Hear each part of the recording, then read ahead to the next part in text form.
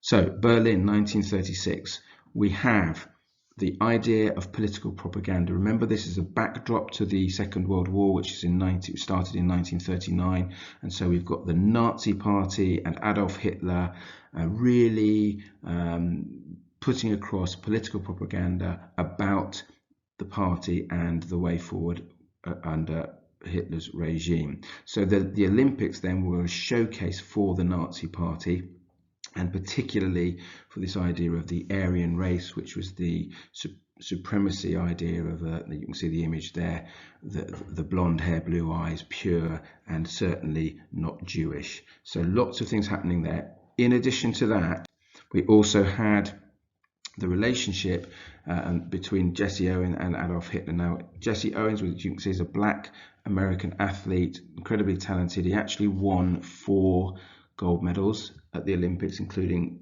sprinting and the long jump, and that was not in the plan. That was not what Hitler wanted. There was talk or reports of him refusing to shake his hand, etc. at the games. And also there's this relationship with Lutz Lang. Now, Lutz Lang was German, and he was supposed to win the long jump. And that image there actually is something which infuriated Hitler, because the 2 athletes got on very well with each other. It became, they were friendly during that time, showing the spirits of the Olympics, if you like, the values of the Olympics.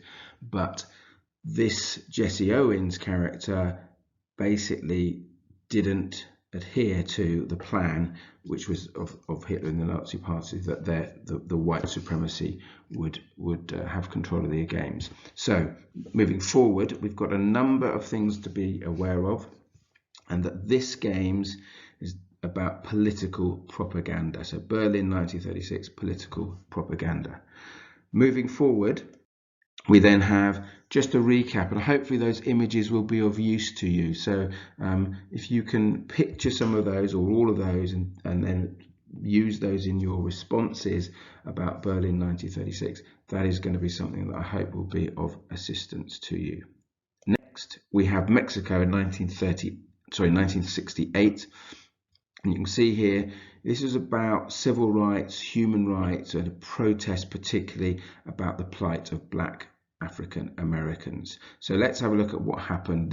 Those 2 images there are really, really famous, and you should be able to unpick what's happening in these pictures to help you with any explanation about what happened in Mexico 1968. So the first thing is we have the chap who won the gold medal was a bloke called Tommy Smith. Actually, he was a teacher, athlete obviously as well, 1 gold. Now he is holding in his right hand a glove. He's got a glove, so that represents a black power salute, which is very, very important. It's certainly something that you should be talking about when you're mentioning when you're talking about an answer with Mexico 68. So the black power salute was a sign, a signal for the power of the black African Americans. He also, if you noticed in the image, they wore black scarves, and they also wore beads around their necks, which represented, you can see their black pride and lynching and hanging. So lots of blacks were lynched and hung. So that was that symbolic gesture there, or representation there. Similarly, they didn't wear any shoes. They carried their shoes, and they also had black socks on, which depicted the poverty and the plight that they were going through. So 3 or 4 different symbolic actions there, which you can talk about in a response. And again, these images here are just to help you to explain to yourself, articulate to yourself what happened in Mexico 68. So this one was clearly a human rights protest. So the games, political exploitation, or exploitation in this case, for human rights, or a demonstration. And I think that's very powerful, because we can we're still talking about that in today's society. The next one is Munich 1972. So quite a lot happened here, quite a lot of background for us to get our heads around. Why was it called Munich Massacre? Let's have a look and find out. So bit of background before the games. So you can see there that 234 Palestinian prisoners were being held by Israel. And in terms of our background and our history, it's important to be aware that Israel is a made-up country. It was a created country after the Second World War, basically for a safe haven for the Jewish people to live. And that included taking land that belonged to the Palestinians. And since then, there's been an ongoing conflict over land about the Jews, Israelis having Palestinian land. As a consequence, fighting over the land, 234 Palestinian prisoners are being held by Israel in Israel. So because of that, we had a Palestinian terrorist group calling themselves Black September that wanted those 234 prisoners released by Israel. So what did they do? They stormed, actually they didn't really storm, they just went in quite easily actually, they didn't encounter any resistance, into the Olympic Village. They went to the Israeli area, and during the course of that they killed 2 coaches and took 9 athletes as hostage. That hostage situation continued for a while, and then the German police granted the terrorists with the hostages a passage to the airport to then fly out to Cairo. That's what they told the hostages that was going to happen. So that's what they told the terrorists that was going to happen, but they had no intention of allowing them to fly out because they had an ambush organised, and what they were going to do was take out the terrorists. However, that didn't happen. They attacked the terrorists, but it was a complete disaster, and as a result of that, all the hostages were killed. So that is why it's called the Munich massacre. Quite a bit going on there, but what I've said, as I say, is important things for you to be able to recall if you were asked a question about this. And again, that clearly is terrorism.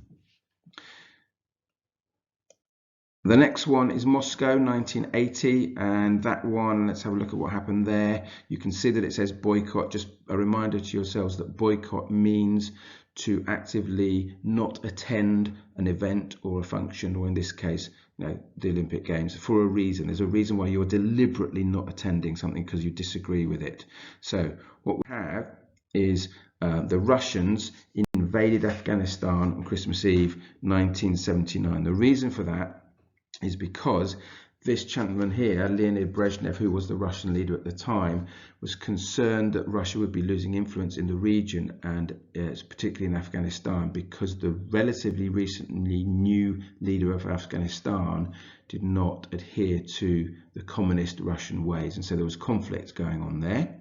As a result, the Russians invaded Afghanistan. In terms of response for you in an exam, you don't need to go into too much detail about the history. You just need to know that the Russians invaded Afghanistan. And as a consequence, as a result of that, the American president, the American people disagree with that invasion. At the time, the American president was Jimmy Carter. He disagreed with the Russian invasion, and so that led to the American boycott of the Moscow Games in 1980. So that's relatively straightforward. And clearly that was a political protest, and they're using the Olympic Games as a political football or punchboard, saying, right, we're going to use that as a shop window, a window for on the world to say this is where we disagree with what you're doing. So next came the Los Angeles Games in '84, and you won't be surprised to hear previously the Russians then decided to boycott the LA Games, and that included 14 Eastern Bloc countries in total. So what were the reasons for them boycotting? So officially, the Russians said that the safety and security of their athletes was in jeopardy. They weren't convinced that they would be safe and well looked after, and so that was the main reason for their boycott. Also, they disapproved of the commercialization of the Games, and as it turned out, in 1984, the LA Games turned out to be the most profitable games that had ever been held, and so there was a real conflict there with the Russian ideology, communism ideology, and capitalist West, and so that was another reason that they cited for not coming to the Games. The Americans saw this as a kind of tit for tat, a kind of childish move. You didn't come to my Olympic Games, therefore we're not going to come to your Olympic Games. That was the way that they perceived it. So again, that was political protest, and the Games being used as a political punchball. So we've got quite a lot going on there. It's important to be aware of the different ways in which the Games have been exploited. So you've got the LA Games and the Moscow Games as being politically exploited, political protests. You've got Munich, obviously, for terrorism. You've got Mexico for human rights, and you've got Berlin for propaganda.